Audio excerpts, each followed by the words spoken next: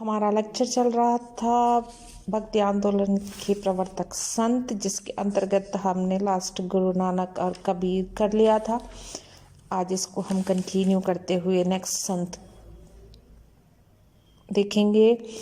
उसमें सबसे पहले आता है सूरदास। सूरदास की यदि बात करें तो वे अंध कवि और भक्त सूरदास संवत 16वीं सदी के अंत में अथवा 17वीं सदी के आरंभ में पैदा हुए थे। भक्ति आंदोलन के महानतम संतों में उनका स्थान बड़ा विशिष्ट है और सूरदास एक उच्च कोटि के संत थे। वे न तो उपदेशक थे और न ही सुधारक। उन्होंने किसी संप्रदाय अथवा पंथ की स्थापना नहीं की थी। उनकी 3 रचनाएं सूर सरावली, साहित्य लहरी और सूरसागर जनसाधारण में अत्यधिक लोकप्रिय रही। सूरदास ने यद्यपि अपने पदों के विषय भागवत पुराण से लिए हैं, किंतु वह भागवत पुराण या किसी भी रूप में उसका अनुवाद नहीं है।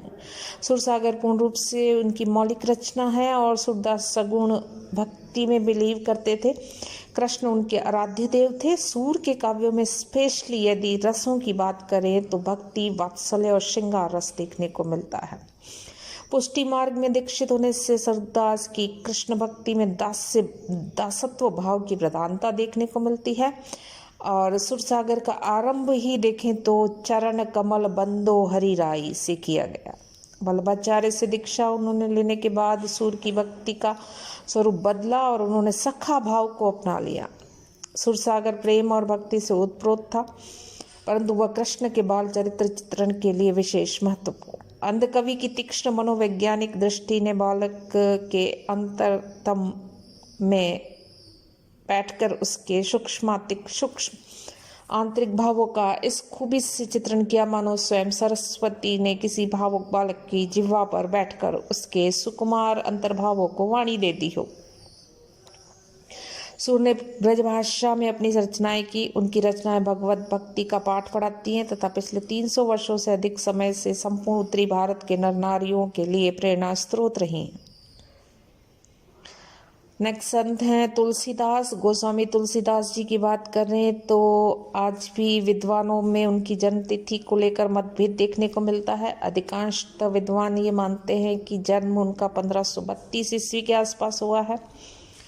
तुलसीदास को अपनी पत्नी रत्नावली से अत्यधिक प्यार था और उसके बिना वे एक क्षण रहना नहीं चाहते थे। कहा जाता है कि एक दिन तुलसीदास की अनुपस्थिति में उनकी पत्नी अपने भाई के साथ अपने पीहर चली गई। घर आने पर जब तुलसीदास को इसका पता चला तो वे तुरंत अनेक कठिनाइयों को सहकर पत्नी के पास पहुंच गए। तुलसीदास की इस कामाक्ष शक्ति को देखकर रत्नावली ने तुलसीदास से कहा कि हाड़ मांस और चर्म की देह के प्रति की जितनी प्रीति है उतनी यदि श्री राम में होती तो भवसागर पार उतर जाते। पत्नी के इन शब्दों ने तुलसी के ज्ञान चक्षु खोल दिए और उनकी वासना में अनुराग वैराग्य में बदला। वे उसी क्षण पत्नी को छोड़कर चले गए और राम की भक्ति में डूबे। सारा जीवन राममय हो गया और उन्होंने अपने श्रेष्ठतम रचना की रामचरितमानस की 1575 ईस्वी के प्रारंभ में की थी।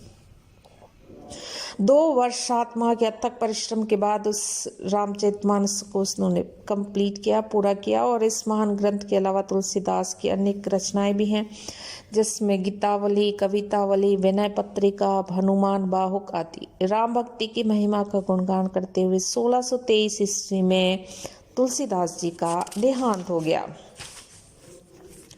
तुलसी ने न केवल एक महान भक्त कवि थे बल्कि वे समाज एवं धर्म सुधारक भी थे। उन्होंने अपनी रचनाओं के माध्यम से तत्कालीन समाज एवं धर्म के क्षेत्र में व्याप्त बुराइयों से जनता को परिचित करवाया और उसे भक्ति तथा प्रेम का मार्ग अपनाने का उपदेश दिया। तुलसी ने प्रचलित मतों से समन्वय करने का प्रयास किया। उन्होंने शूद्रों और ब्राह्मणों में भी समन्वय करने का प्रयास किया। उन्होंने अपनी रचनाओं में गुरु भक्ति, नारी के प्रति श्रद्धा, भातृ स्नेह, शासक के कर्तव्य हो या फिर सामाजिक एवं नैतिक मूल्य पर बहुत अधिक जोर दिया। उन्होंने किसी नए संप्रदाय अथवा धर्म की स्थापना नहीं की।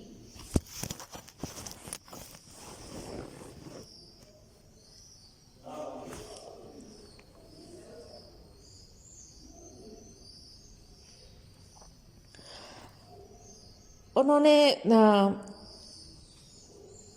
उन्होंने किसी नए संप्रदाय या धर्म की स्थापना नहीं की, लेकिन जो प्रचलित धार्मिक मत है उनमें समन्वय स्थापित करने का प्रयास किया। उदाहरण के लिए देखें तो भगवान श्री राम लाल या सफेद रंग का चंदन लगाए हुए हैं। उस समय में यह एक सांप्रदायिक विवादाग्रस्त प्रश्न था।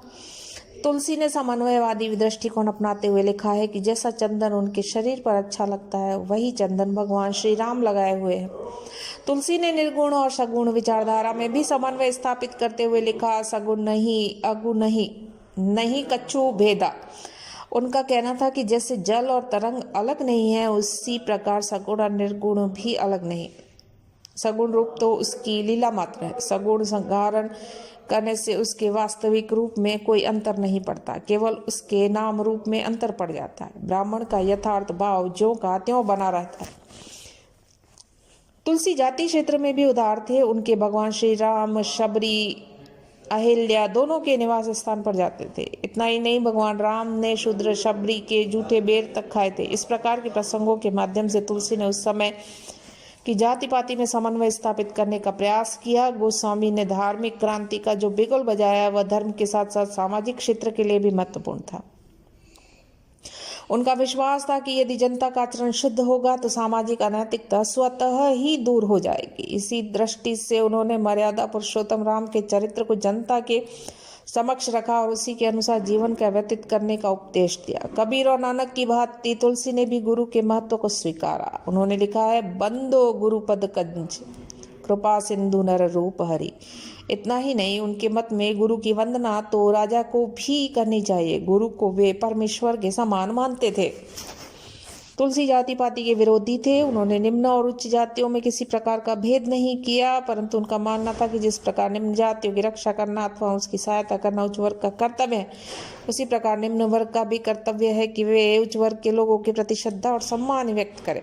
कुछ लोगों ने तुलसी ने इस पद को ढोर गवार शूद्र पशु नारी सकल ताड़न के अधिकारी लेकर उन पर स्त्री विरोधी होने का आरोप भी लगाया।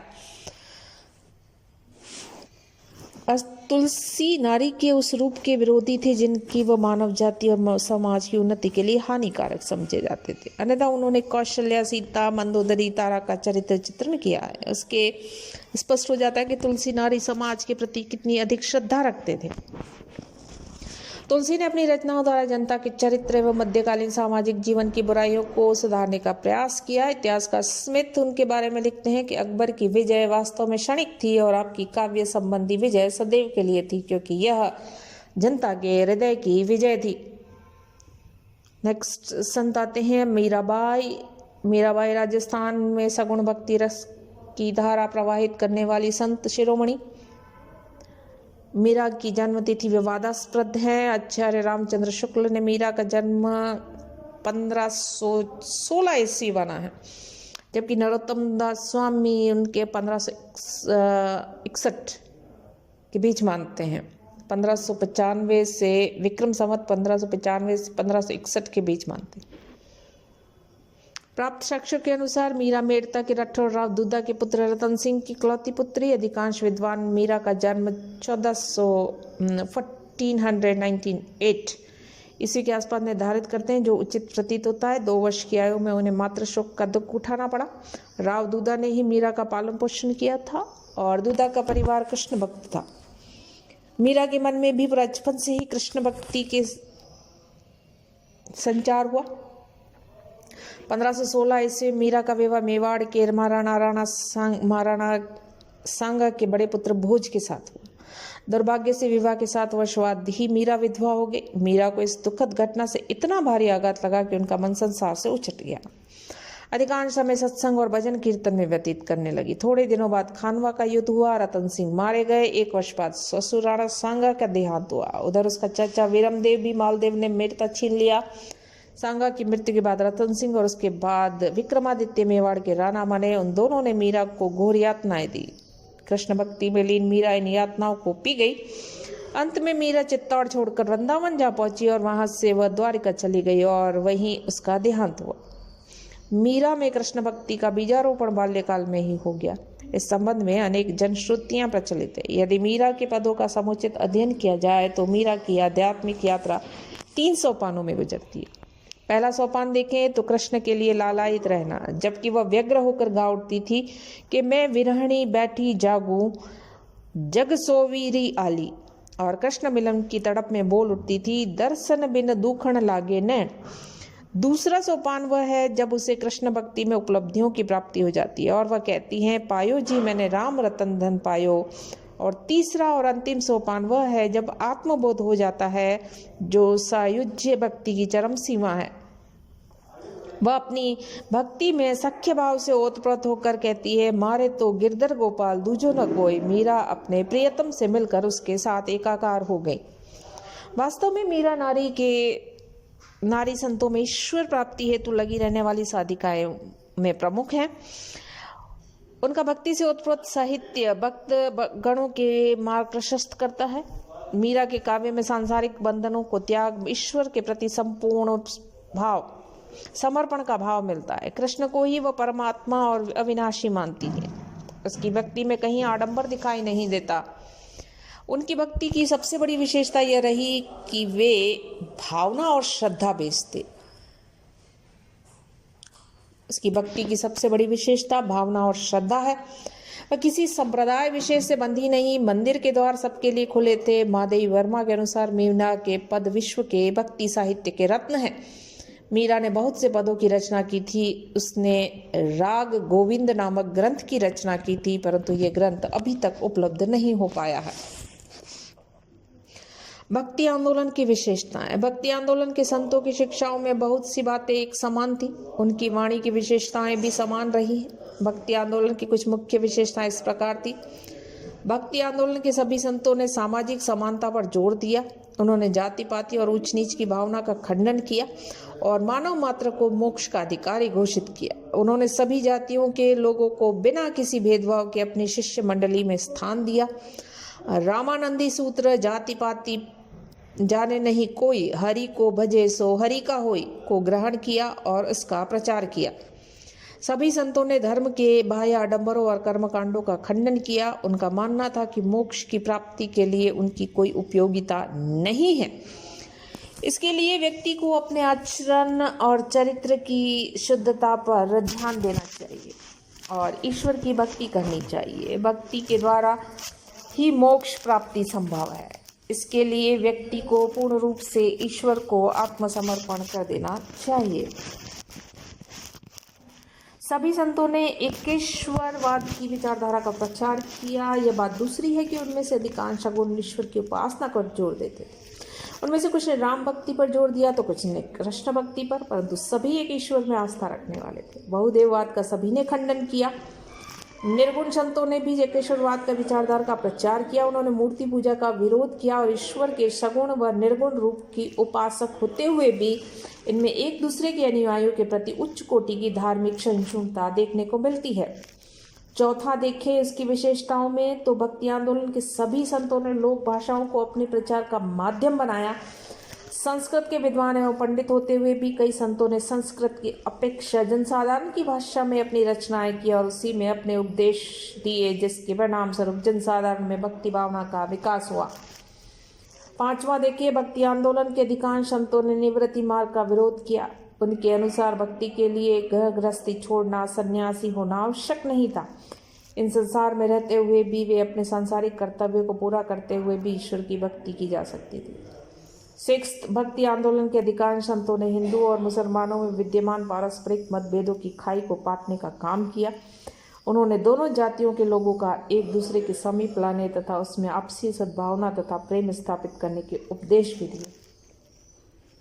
सातवीं विशेषता देखिए भक्ति आंदोलन की तो वह थी इस आंदोलन की राजाश्रय इसे प्राप्त नहीं हुआ था, उच्च वर्ग का समर्थन भी न मिला था, लेकिन जनवादी आंदोलन था और सामान्य जनता ने इसको पूरा सहयोग दिया। इसका द्वार सभी वर्ग के लोगों के लिए खुला हुआ था। अंतिम भक्ति आंदोलन के अंतर्गत देखें तो भक्ति आंदोलन का महत्व और प्रभाव। भक्ति आंदोलन ने संपूर्ण भारत को प्रभावित किया। उसका प्रभाव कई सदियों तक कायम रहा और बौद्ध धर्म के पतन के पश्चात भक्ति आंदोलन जैसा देशव्यापी जन आंदोलन हमारे देश में दूसरा नहीं हुआ। डॉक्टर आशीर्वाद लाल श्रीवास्तव लिखते हैं कि यह जन आंदोलन था और उसने लोगों को गहरे रूप में प्रभावित किया था। भक्ति आंदोलन की सबसे बड़ी देन सार्वभौम मानवता के आधार पर लोक धर्म और संस्कृति के समस्त सूत्रों को इकट्ठा करना था। इस मार्ग के संतों ने जाति पाति और वर्ग भेद को मिटाकर सब मनुष्यों को समान घोषित किया। मानववाद के साथ उन्होंने व्यक्तिवाद को भी जोड़ा। उनके विचार अनुसार प्रत्येक व्यक्ति का भगवान से सीधा और व्यक्तिगत संबंध है। इसकी खोज में गुरु से मार्गदर्शन मिलता है और इस खोज के लिए व्यक्ति को अपना रास्ता चुनने का अधिकार है, परंतु सबसे सरल रास्ता है भक्ति का। इसके लिए घर गृहस्थी को छोड़ना आवश्यक नहीं। आवश्यकता सदाचार, मन संयमित, बाह्य आडंबरों का त्याग। भक्ति में ही मुक्ति का अनुभव हो जाता है। इस दृष्टि से भक्ति आंदोलन धार्मिक पुनर्जागरण और सुधारवादी आंदोलन था। सभी संतों ने बहुदेववाद, बाह्य आडंबरों, धार्मिक पाखंड, कर्मकांड, जाति पाति, उच्च नीच की भावना व बंधन, पुरोहित वर्ग की प्रमुखता आदि का घोर विरोध किया। इससे समाज में सुधारों की लहर दौड़ गई और पीड़ित हिंदुओं में आत्मविश्वास की भावना जागृत हुई। भक्ति आंदोलन ने हिंदू और मुसलमानों में आपसी एकता, सद्भावना एवं मैत्री को विकसित करने में महत्वपूर्ण भूमिका अदा की। कबीर, नानक, दादू तथा सूफी संतों ने अपने उपदेशों और सिद्धांतों में दोनों संप्रदायों में विद्यमान पारस्परिक विद्वेष, मनोमालिन्य को दूर करने का प्रयास किया। उन्होंने धार्मिक संकीर्णता का अंत करके सहिष्णुता का अंकुरित उत्पन्न किया। इसके परिणामस्वरूप दोनों धर्म एक दूसरे के समीप आए। इस्लाम के आगमन से हिंदू समाज एक विचित्र सी निराशा और उदासीन ग्लानि में डूबा हुआ था। राजनैतिक, धार्मिक, सामाजिक सुविधाओं से वंचित तथा मुसलमानों के अत्याचारों से पीड़ित हिंदू समाज घोर निराशावादी हो चुका था। ऐसे में भक्ति आंदोलन ने समाज में नव स्फूर्ति, नव जागृति फूकी, नवीन प्राण फूके और हिंदू समाज को दृढ़ आत्मविश्वास, आत्मशक्ति और अपूर्व नैतिक बल प्रदान किया। इसी के सारे धार्मिक अत्याचार और दमन के उस युग में हिंदू समाज अपनी सभ्यता और संस्कृति की सुरक्षा कर पाया।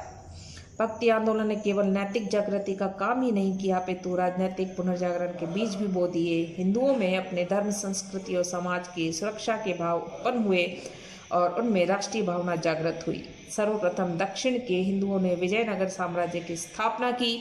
बाद में उत्तर भारत में सिखों और जाटों का तथा दक्षिण में मराठों का उदय हुआ। दिल्ली के सुल्तान फारसी और अरबी साहित्यकारों के आश्रयदाता थे। उन्होंने संस्कृत तथा भारत की लोक भाषाओं को कभी प्रोत्साहन नहीं दिया। संस्कृत के अध्ययन एवं अध्यापन की सुविधा न थी। हिंदू विद्यालयों के अभाव में हिंदुओं का बौद्धिक स्तर गिरता जा रहा था। भक्ति आंदोलन के संतों ने अपनी अपनी प्रादेशिक भाषाओं में अपने उपदेश दिए। कविताएं, दोहों की रचना और इससे एक तरफ हिंदुओं का बौद्धिक स्तर उन्नत हुआ तो दूसरी तरफ प्रादेशिक भाषाओं का साहित्य का निर्माण में सहायता मिली और इस प्रकार हिंदू आत्मा को जीवित रखने और उसे शक्ति प्रदान करने में उसका अमूल्य योगदान रहा। आधुनिक समय में भक्ति आंदोलन के महत्व को यदि हम मूल्यांकन करें तो आधुनिक विद्वान मानते हैं कि भक्ति आंदोलन के मुख्य दो उद्देश्य रहे। एक, हिंदू धर्म तथा समाज में सुधार लाना और दूसरा, हिंदू मुस्लिम एकता कायम करना। अपने प्रथम उद्देश्य की पूर्ति में इस आंदोलन को आंशिक सफलता मिल पाई थी, परंतु ये सफलता न तो स्थायी थी और न देशव्यापी। हिंदू धर्म की सुदृढ़ प्राचीरों को गिराने में भक्ति आंदोलन की सफलता नहीं मिल पाई। आज भी हिंदू समाज में उन्हीं बातों की प्रधानता देखने को मिलती है जिसके विरुद्ध भक्ति आंदोलन ने आवाज उठाई थी। इस प्रकार धर्म के क्षेत्र में बहुदेववाद, मूर्ति पूजा, धार्मिक आडंबर आदि ज्यों की त्यों प्रचलित है। इसका एक कारण यह भी रहा कि विभिन्न धर्म प्रचारकों ने न चाहते हुए भी उसकी मृत्यु के बाद उसके शिष्यों ने पृथक संप्रदायों का निर्माण कर ही दिया। हिंदू धर्म के संप्रदायों की संख्या में वृद्धि होती चली गई और नवीन संप्रदाय हिंदू समाज और धर्म में कोई सुधार न ला पाए। उनमें से कुछ तो हिंदू धर्म और समाज से पृथक ही हो गए, जैसे सिख संप्रदाय। इस प्रकार हिंदू धर्म में सुधार करने का उद्देश्य पूरा नहीं हो पाया। इसी प्रकार भक्ति आंदोलन का दूसरा उद्देश्य देखें तो उसमें भी सफलता नहीं मिली। उस युग में भी भक्ति आंदोलन इस दिशा में विशेष प्रगति न कर पाया क्योंकि मुस्लिम शासक और जनता अपने विशेष अधिकारों को त्याग कर हिंदू समाज के साथ समानता का व्यवहार करने को बिल्कुल भी तैयार न थी। ऐसी स्थिति में हिंदू मुस्लिम एकता की कल्पना करना निरर्थक। इस पर भी भक्ति आंदोलन के महत्व से इनकार नहीं किया जा सकता। हमें पहली बार उस युग में एक अनुपम सांस्कृतिक अभ्युत्थान का दर्शन होता है। भक्ति आंदोलन की के संतों पर इस्लाम का कोई विशेष प्रभाव नहीं था। निम्न जातियों के प्रति उनकी दयालुता एवं उदारता का कारण इस्लाम का प्रभाव नहीं था। इस्लाम के भारत आगमन के पूर्व भी कई योगी महात्माओं ने धर्माडंबरों, कर्मकांडों और जाति पाति का खंडन किया था। उनकी परंपराओं से भक्ति आंदोलन के संतों ने भी प्रेरणा ली। इस प्रकार गुरु पूजा को इस्लाम की देन बताना न्याय संगत नहीं होगा, लेकिन गुरु भक्ति की परंपरा उपनिषद काल से ही विकसित हो चुकी थी। भक्ति आंदोलन के संतों में केवल कबीर और नानक ही ऐसे संत हुए जिनके विचारों पर इस्लाम का प्रभाव देखने को मिलता है।